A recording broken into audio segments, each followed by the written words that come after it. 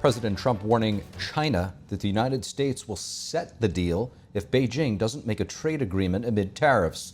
The United States talking with dozens of countries this week on trade.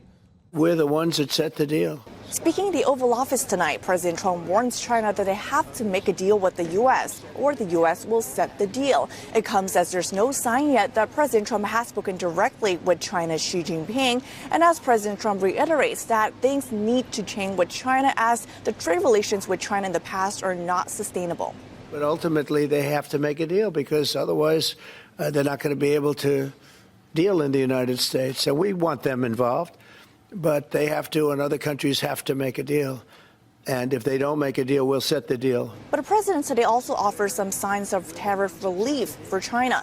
Trump has hiked tariffs on China to 145%, but now he says the ultimate tariff rate on China won't be anywhere near that. Still, he criticizes China for taking advantage and destroying the U.S. and is maintaining his position that he will continue to use tariffs to punish China's unfair trade practices. Various elements built it up to 145. No, it won't be anywhere near that high. What level do you think it'll come down to if you haven't? It'll come down substantially, but it won't be zero. It used to be zero. We were just destroyed. China was taking us for a ride, and just not going to happen. It's not going to happen. The White House today told us that the administration is setting the stage for a deal with China. According to a Bloomberg report, Treasury Secretary Scott Bessent meanwhile says China talks will be a slog and that engagement has not started just yet.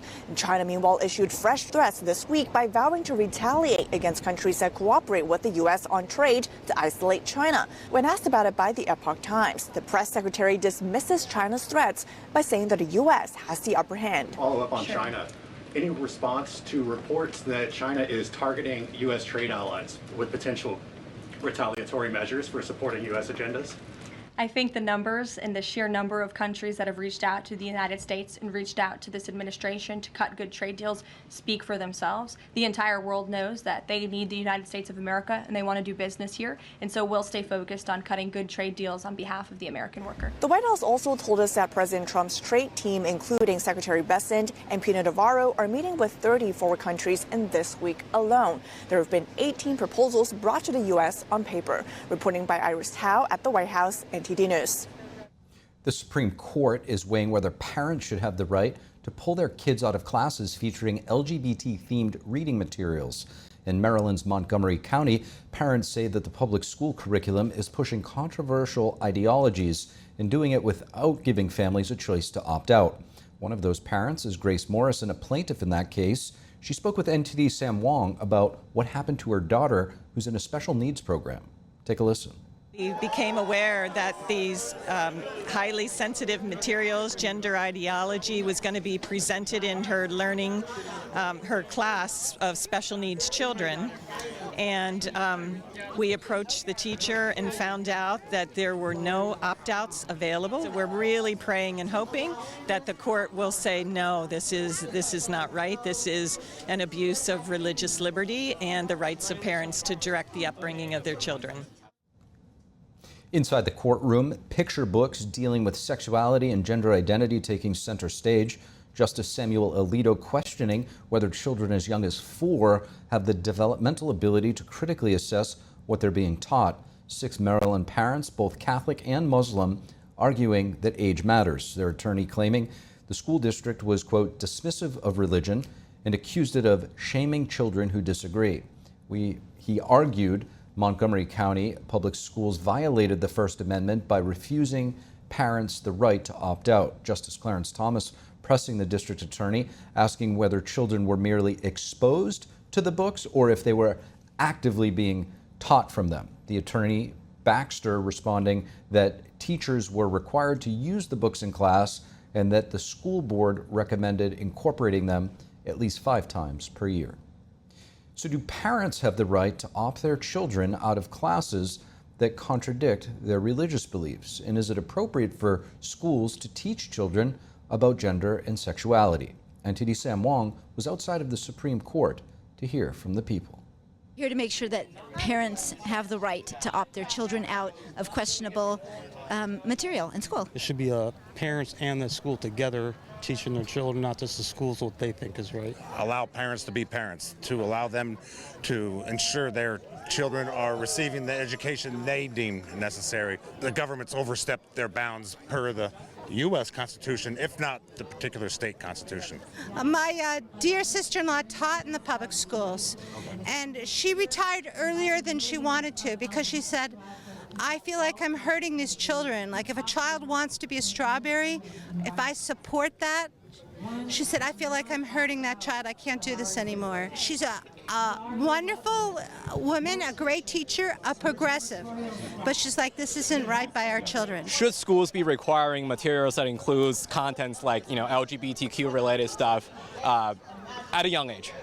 Yeah, so for me, that question is really age sensitive. And I think that we over-sexualize our children too early in life. I don't think children should be learning about anything about sexual preferences at an early age. No, it's not necessary, especially in elementary school, which is what's at issue in this particular case. And I think that controversial subjects belong to the parents to discuss with their kids. That's right, exactly. They're not even telling the parents ahead of time what they're teaching, what they learned.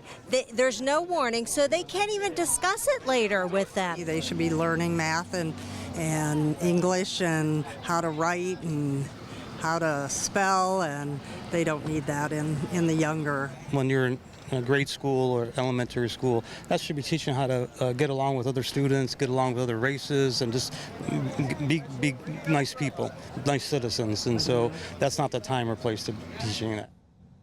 The Trump administration announcing sweeping changes to the nation's food supply with the ban on 8 artificial food dyes.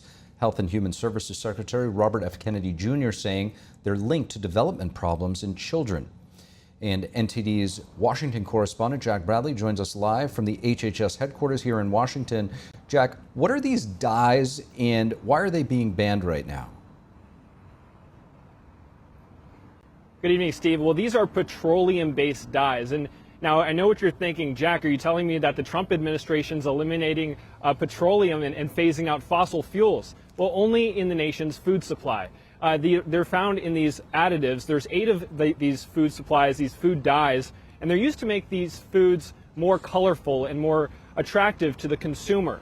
Now, in many countries around the world, they're actually banned. Take Fruit Loops, for instance. In the U.S., they use these dyes, but in other countries, they use natural colors like watermelon juice and carrot juice. Now, as far as how far this is going to go, Robert F. Kennedy Jr., the Health and Human Services Secretary, says it could go even further than this. Watch. We're going to get rid of the dyes, and then one by one, we're going to get rid of every ingredient and additive in food that we can legally address. Now, red dye number 3 is an example of this, and it was eliminated under the previous administration. President Biden eliminated it in his last week in office, and it's set to be completely phased out by 2027. But Secretary Kennedy said that he wants to phase it out even sooner, and with the rest of these dyes to be phased out by the end of next year. There's been many studies surrounding these and about the cognitive behavioral issues surrounding these food dyes that are linked to them, correlating to them. But the FDA head, Marty McCary, says that there haven't been enough. Watch. We have been running one of the largest uncontrolled scientific experiments in the world on our nation's children without their consent. And today, we are removing these petroleum-based chemicals from their food supply. So why haven't there been enough? Well, Dr. Jay Bhattacharya, the head of the NIH, up there with both the secretary and head of the FDA, said that this is because scientists in this field have been scared to conduct research on linking possible links between food and chemicals to developmental disorders like ADHD and cancer as well. But Secretary Kennedy says that he's speaking with food industry experts and getting these foods, these natural foods like orange juice, these different kinds of fruit juices to be replacing these food dyes, and so far has been pretty successful at that, Steve. So Jack, Secretary Kennedy is saying that he will ultimately eliminate all additives in a legal way. What steps is the administration taking toward this? Well, under the NIH, under Bobby Chara, they're conducting many more studies. These studies that scientists in the past would have been scared to carry out, according to Bobby Chara and Secretary Kennedy. But Kennedy also says that he's working to put labels on foods and also to make it more transparent on and relabel what we used to be the food pyramid and to relabel what's better for people in their nation's food supply. Take a look.